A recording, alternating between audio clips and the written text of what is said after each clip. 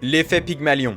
C'est la découverte qu'une attente agit comme une prophétie autoréalisatrice. Dans une classe, si un enseignant est convaincu qu'un élève est prometteur, il va inconsciemment le traiter comme tel, lui donner plus d'attention, plus de feedback et plus d'opportunités. Et comme par magie, l'élève finit par mieux performer, ce qui vient confirmer l'attente initiale. Grâce à ça, l'élève prend confiance et transforme son rapport au travail. Il crée un cercle vertueux qui lui ouvre toutes les opportunités. Il devient bon à l'école, il réussit ses études puis sa carrière. L'effet Pygmalion est la clé du succès. Il permet de changer des cancres en surdoués. C'est beau, hein ? Mais ça ne tient pas la route empiriquement. Quand on confronte ce récit aux données, l'effet ne se matérialise pas. Quand on cherche la trace du phénomène, on ne la trouve pas. L'effet qui semblait transformer des trajectoires est invisible dès qu'il est soumis à l'examen d'épreuve.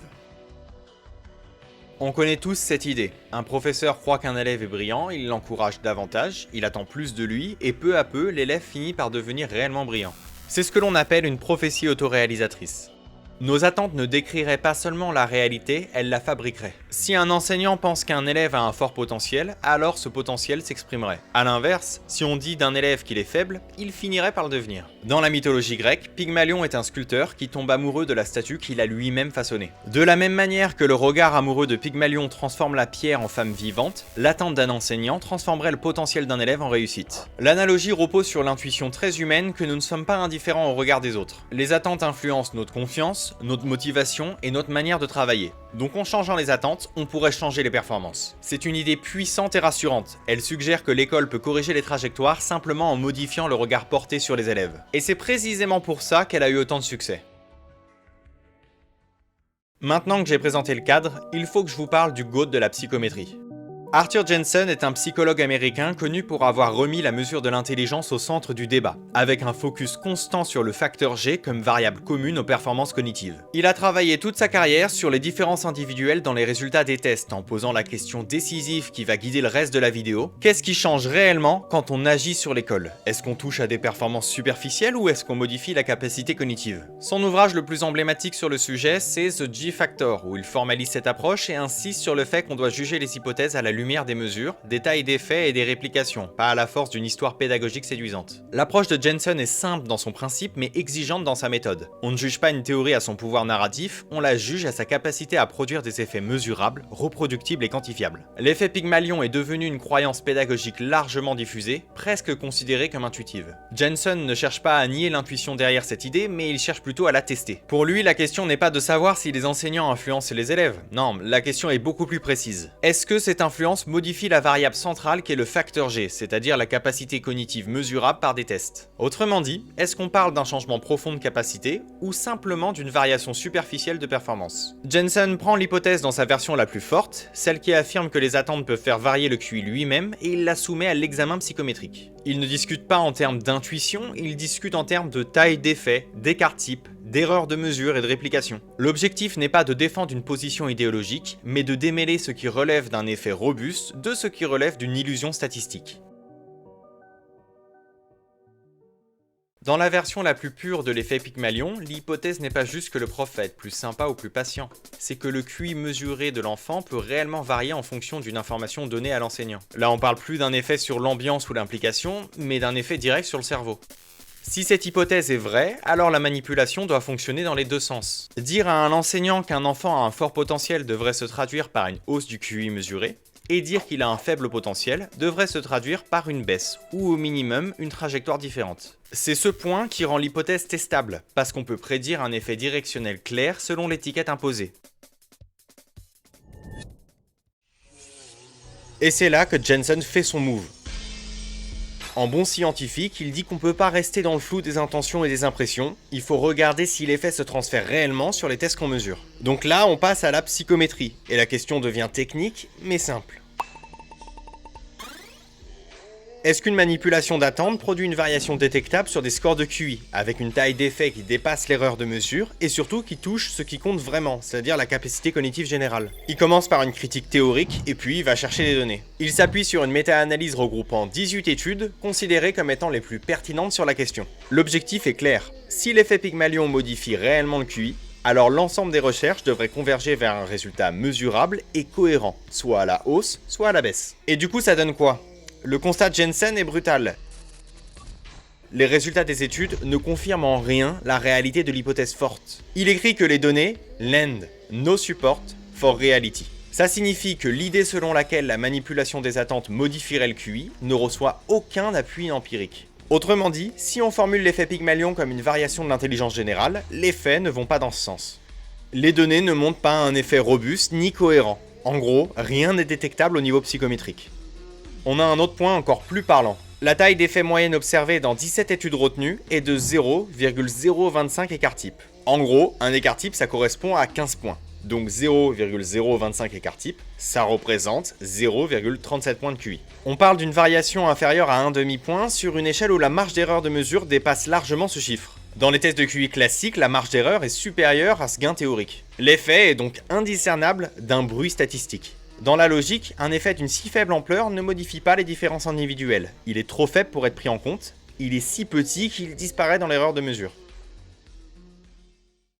En France, des dizaines de milliards d'euros sont consacrés à l'éducation publique, avec des investissements dans la formation continue des enseignants et dans les politiques pédagogiques. Si l'effet Pygmalion permettait d'améliorer les performances cognitives des élèves, ces dépenses seraient un terrain idéal pour l'observer. Or, les données ne montrent rien, ce qui signifie que des dépenses publiques très lourdes ont été engagées pour des enseignements théoriques qui n'ont jamais eu d'impact concret. Toutes les prophéties autoréalisatrices ou encore la théorie de l'attente font partie du socle pédagogique transmis aux futurs professeurs. Si ces théories avaient un effet robuste, on devrait l'observer à l'échelle du système. Or, quand c'est confronté à la psychométrie, ça ne montre rien. Que ce soit en France ou aux États-Unis, des décennies de réformes pédagogiques et de programmes éducatifs n'ont jamais montré d'impact durable sur le QI. En 2020 en France, on a intégré dans la formation continue des enseignants des modules visant explicitement à modifier leurs attentes envers les élèves. L'hypothèse, c'est que changer les trajectoires des professeurs modifiera les trajectoires scolaires. Le problème, c'est qu'on a testé cette hypothèse avant et qu'on a vu, que ce soit sur le QI ou les notes des élèves, ça ne fonctionne pas.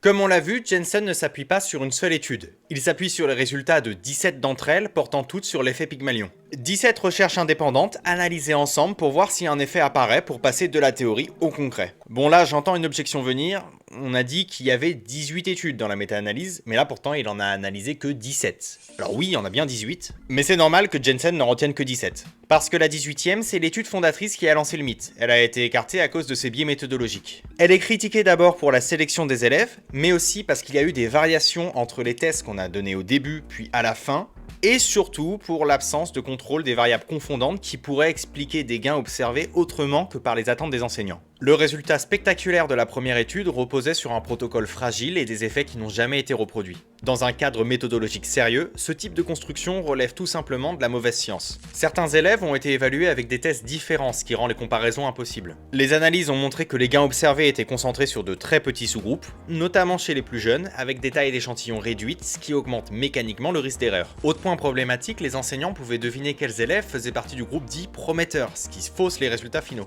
Même si la sélection était théoriquement aléatoire, ils pouvaient reconnaître certains élèves qui paraissaient déjà plus attentifs, plus à l'aise à l'oral, plus rapides à comprendre ou plus motivés.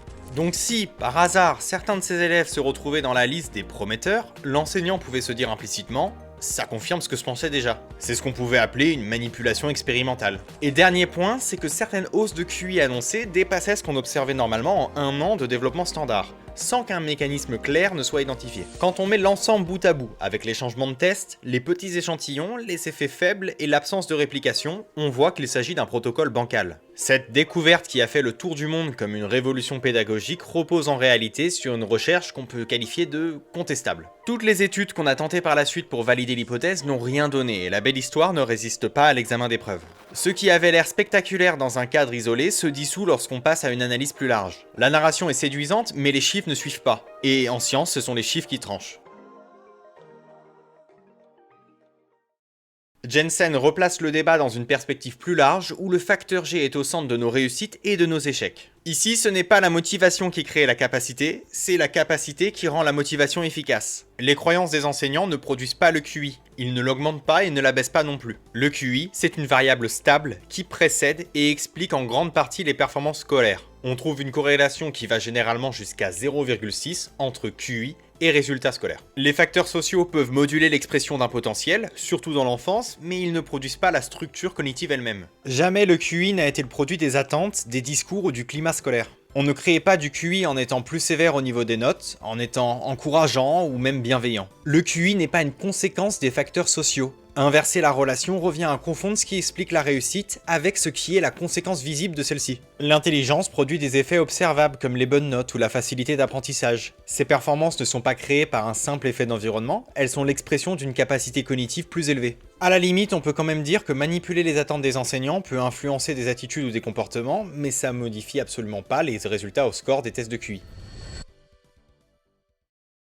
Les interventions fondées sur la modification des attentes peuvent au mieux produire des effets à court terme sur certains tests. Un élève encouragé peut travailler davantage, s'investir plus sérieusement et obtenir de meilleures notes, mais ces variations ne traduisent pas une transformation durable. Plus largement, les effets éducatifs de réformes pédagogiques n'ont jamais montré d'impact durable sur le QI ou sur les performances scolaires. L'exemple le plus connu, c'est celui de Head Start aux États-Unis. Les premières évaluations montraient effectivement des gains de 5 à 7 points de QI chez les enfants les plus défavorisés, mais les suivis longitudinaux ont montré un effet fade-out, c'est-à-dire que les gains disparaissent quelques années plus tard. Les écarts peuvent se réduire temporairement, mais le QI demeure stable dans le temps. C'est simplement parce que les politiques éducatives ne peuvent pas modifier la base du potentiel, qui est le QI.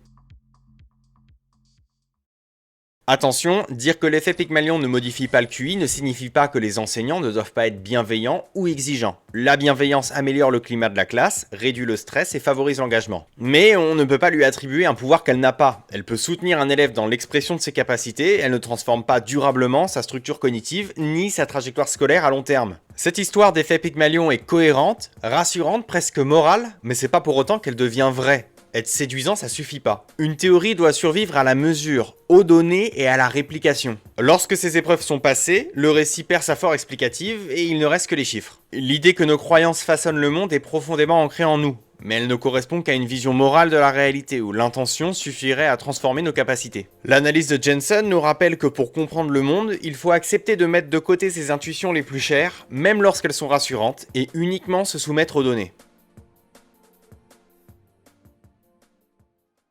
L'effet Pygmalion est une leçon d'humilité scientifique. Il montre à quel point une idée séduisante peut s'imposer dans le débat public sans disposer d'un socle empirique solide. Plutôt que de concentrer l'attention sur des interventions dont l'effet est marginal et statistiquement fragile, mieux vaut se concentrer sur des facteurs essentiels qui font la différence. La science oblige à distinguer entre un phénomène robuste et une illusion statistique, même lorsque cette illusion est moralement attractive.